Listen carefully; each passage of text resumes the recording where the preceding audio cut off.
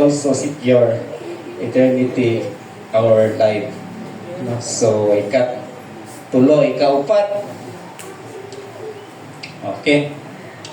Spiritual problems, mo ni ang atong sala, Romans 3:23. No? Tungod sa atong sala, nakabsanta sa himaya sa Diyos, no? So, sin is universal, di ba? So, gikan pa sa panahon ni Adan hangtod kang Moises o hangtod karon ang sala nagpadayon sa tibuok kalibutan. So, it's a universal sin.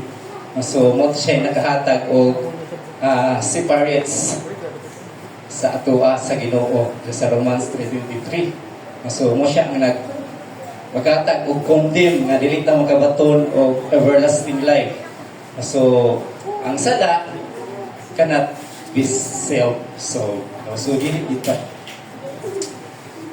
kita kundi ang Ginoo lang ang makahatag o kasulbaran sa atong kasala. Your greatest problem is not physical, it is spiritual. So Romans 3:23. So ang sala gyud ang pinaka-grabe nga sa Romans 5:12 nabasa na ko dito gamay lang. Dito sa wala pa na buhat ang balaod si Adan o si Eva, wala pa sala niya itong panahon na, diba? So wala pa balaod. So yan na abot na ang sala, yan ang nigawas ang balaod, Jesus Christ, diba? Dili na sila makasulod sa Eden. No? So maningkamot na sila sa pag-ugmad silang kanon sa matag adlaw, diba? Mag-uma na sila, gutom sa abot sila ang mga tanong ba, inana. Sinana, dito na nagsugod ang balaod ni Jesus Christ. So, kung atong basahan sa Romans 5:12. No? So, your greatest problem is not physical, it is spiritual. Sige, move number 5.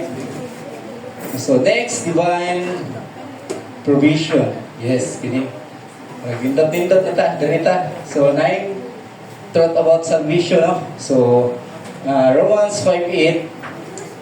Kung atong hibalaan diha. Ito. So, Romans 5:8. Asa naman akong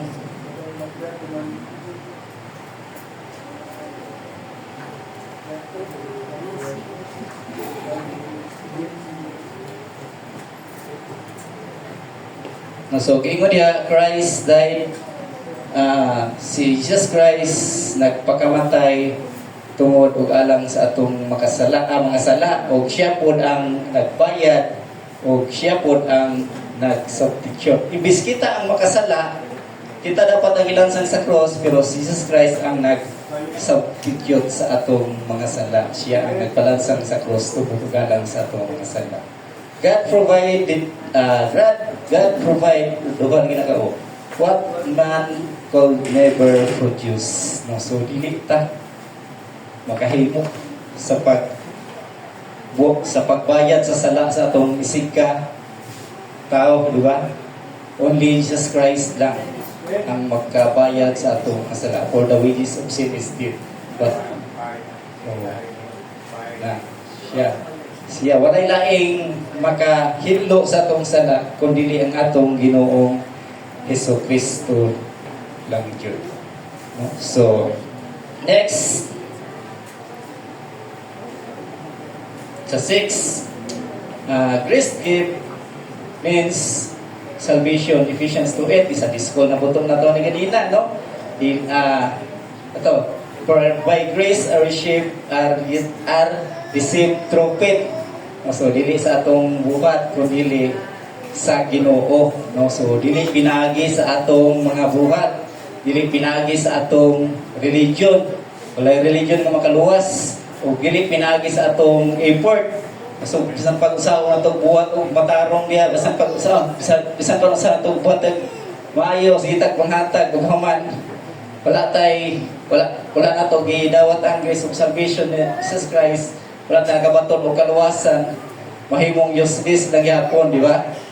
So only by grace lang ba? But by grace lang yun, gingon